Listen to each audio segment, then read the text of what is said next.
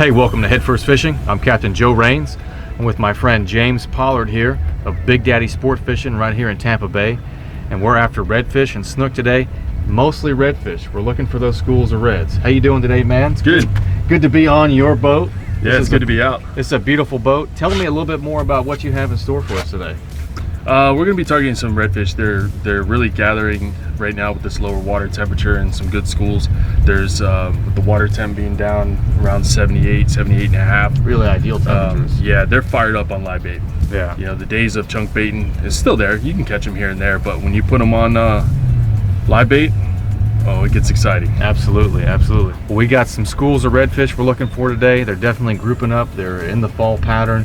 So let's see what we can do in our first spot. We got our bait already. We're loaded down with 2 different live wells of whitebait. I'm pumped. Let's get them. Let's do it. Moving along the flat here, we're starting to see a lot of life. There's bait fish moving around, a couple little bonnethead sharks swimming, maybe a couple redfish pushes. We're gonna ease on over here, put some bait in the water, and see if we can get some fish fired up. I've been killing it lately with the Rapala Skitterwalk and other surface lures, so I'm definitely going to give this a try.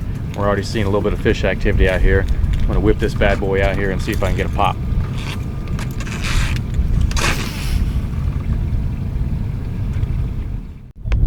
Oh, big red fish. He smoked that lure, dude. He smoked it.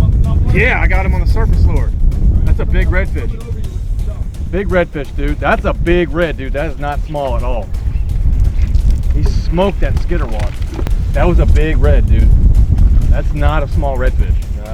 The Skitterwalk is the real deal, people. I'm not joking. 12-pound mono, 30-pound leader. That's a nice red, bro. That's a really nice red. Get that net ready. That's about a 30-inch redfish, just about. He's gonna be close. Is he coming in left? He's or coming right? in. It's 28 to 30 inches, I think. He smoked that thing. Boom! What a beauty on a surface lure. I kid you not, people. Kid you not. Nice. Look at that. Absolutely gorgeous redfish. Let's measure it. All right, that's a 30-inch redfish. Blew up on that Rapala Skitterwalk. Don't let anybody tell you that redfish are bottom feeders. They're a versatile predator. Let's put him back in the water.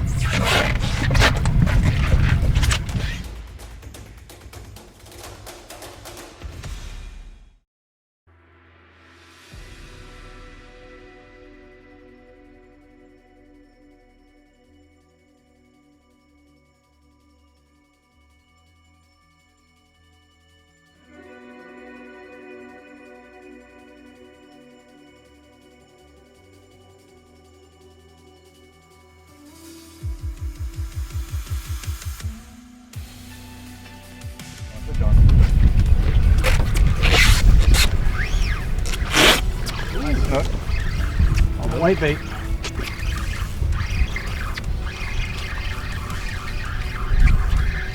Not a big snook, but I'll take it. Yeah, you will, because that's your slam. Oh, that's a nice fish, actually. That's a decent snook. That is a slam. It's an inshore slam already, inside 1 hour. He smoked that whitebait. That's a decent snook. Ain't nothing wrong with that.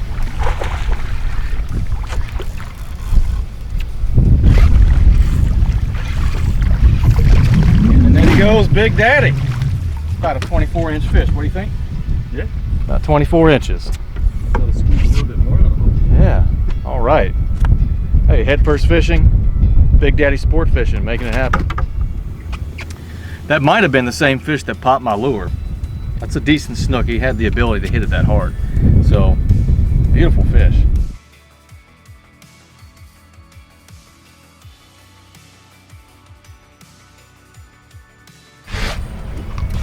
Beauty. Nice one.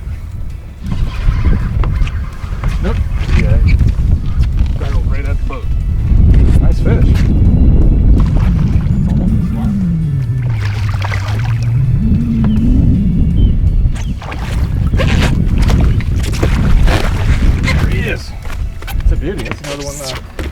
slightly bigger than the other one, I think, just a little bit.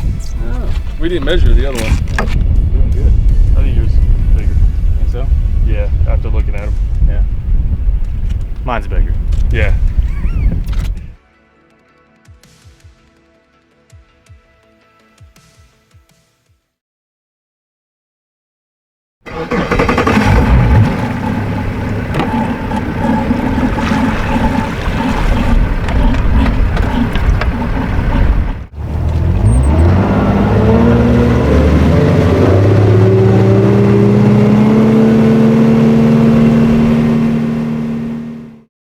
Well, now we're at our second stop here. We've run up Tampa Bay, and we're in an area that's pretty notorious for redfish, I'd say. We're looking for a bigger school of redfish. We've only got one in the boat. What do you think we can expect at this stop, James? There's a couple of spots up here that hold a few reds here and there that I got, but in the route to those spots, I'm going to be on the hunt for that big ball of fish that's out here roaming around on the flat. Okay. And hopefully we can get our eyes on that. So there's a chance we could run into just a whole bunch of fish moving across the flat. I think there's a pretty good chance that we could come across that big school, because when they're together like that, they're usually just roaming around. Right. All right. Well, yeah, that would be amazing if we could get that on video and get that kind of bite rolling. I'm all for that. So we're going to keep our eyes peeled and look for that big mass of red moving across the flat. If we find that big school, we're going to be happy that we caught all that bait this morning. All right. They'll be fired up. Let's use them up. So we've got about 400 or 500 yards of mullet schools flipping and flopping, cutting through the water over here. That can be a good sign. A lot of times those big redfish schools will be around the big mullet schools. So we're going to investigate.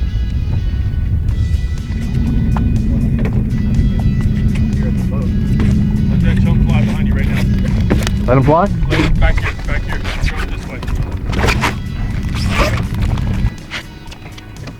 There we go, boys. We're on them. That was officially the first big school of redfish we've seen. They were coming down the shoreline. We saw them making a big push on the surface of the water. Stopped, threw the chum out. The chum definitely got popped real good. They were eating it. Probably had about 10 or 15 different strikes on the surface. Haven't hooked up anything, so there's probably a couple hanging around, but the main school they may have drifted on further down. One of the things I do when I find that big school of redfish, last thing I want to do is chase them. I try to either get ahead of them or leave them be until I see them fall into what I refer to as their happy place. And sometimes they'll be pushing, and all of a sudden that lead fish finds the spot where he wants to be, and he'll turn around and sit, and then all of a sudden you'll see that whole school sit down, and they'll just kind of do like a pinwheel and just hang out. If you find those fish doing that, back off, present yourself in a manner you can go downwind or something like that, and launch your baits. The further you can cast, the better off you're going to be, instead of trying to get right up on top of them. And that's one of the things that I look for, any situation I'm in when there's redfish there. Doesn't always work that way. Sometimes, depending on the tree lines or your terrain, but if there's a school of fish that's moving up and down the line, that's something you definitely want to do, because once you start that chase is never going to stop. Check this out. Oh yeah, big wad right here. You stay here, be ready. I'll go grab it. Here they come. Here they come. Man, my thing.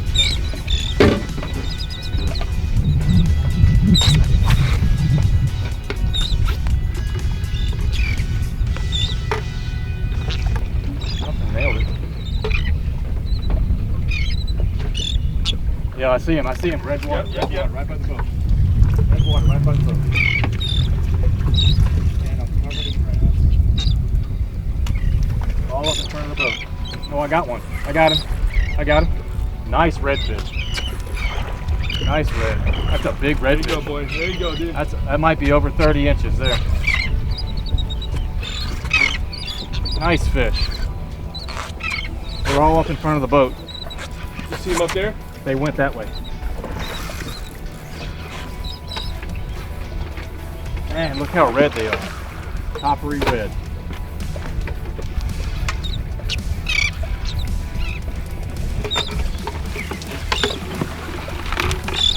That's great fighters. Targeted species, baby. That's a fatty.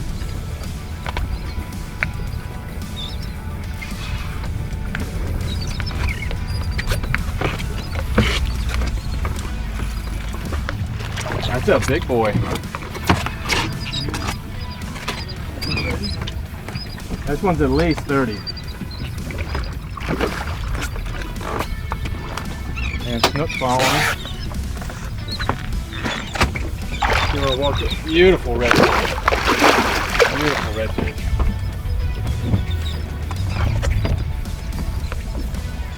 There he comes. I'll turn his head. Oh, let him pinwheel. Spin around, lift him up. Pressure on the head. That is a nice Tampa Bay redfish right there. That's about bull status. Dude, head first fishing and Big Daddy sport fishing charters getting on these reds. Absolutely gorgeous overslot redfish right here on the flats in Tampa Bay. Smoked that pilchard. I flipped in the school. The school literally swam 10 yards in front of the boat. Flipped it in there. He munched it. Game over. Amazing fight. Let's get this thing in the water.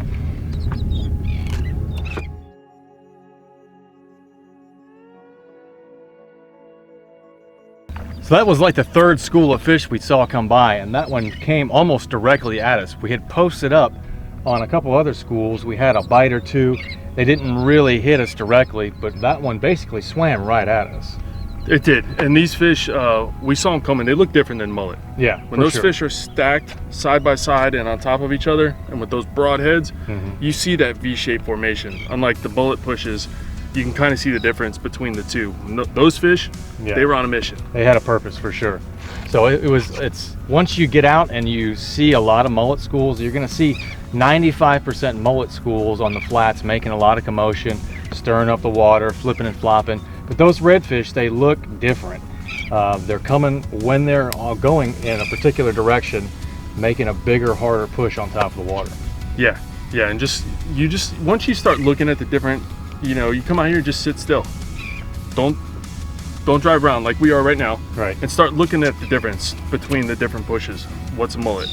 What's that big black tip we saw earlier? Exactly. That single push versus the push of the redfish. When you got 50, 60 fish in a school, that water raises up, comes over the top of their big broad heads. Exactly. And goes around them big fat bellies. And then you flip a pilchard in there and game over. Boom. Let's see if we can do it again, man. All right, we may have another school coming at us. They're gonna be here in about 30 seconds.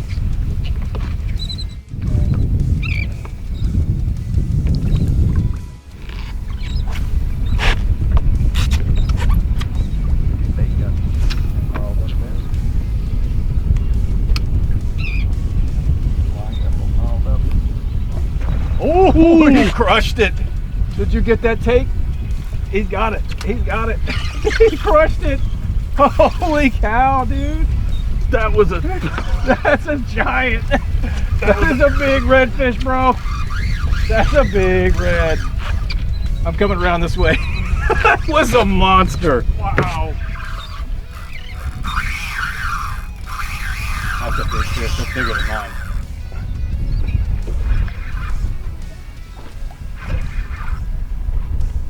Oh yeah, that's a beauty. Oh yeah.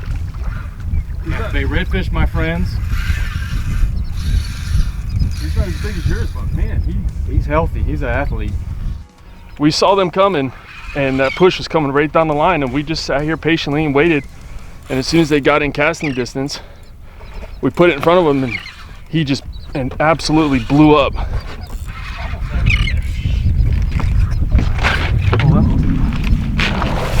Get him. Another bruiser redfish. Wow. Ah, that is nice. Look at that copper. This makes 3 redfish today. Now we're on a lot of fish. There's a bunch of redfish out here and they're on the move. They're not slowing down for much. They'll come and eat a few pieces of chum bait we throw out and then they kind of make their way out. But that is another beautiful redfish. Awesome fight. Yes, definitely. That's why you come to Tampa Bay, fish like that. That blue tail. Oh, yeah.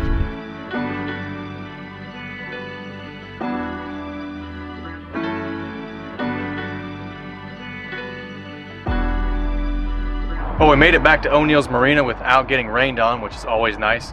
We had an incredible day on Tampa Bay. We got our inshore slam, we got our topwater redfish and trout early on, some really nice snook, and we moved to a different flat and caught some really nice redfish over slot size, just some real bruisers.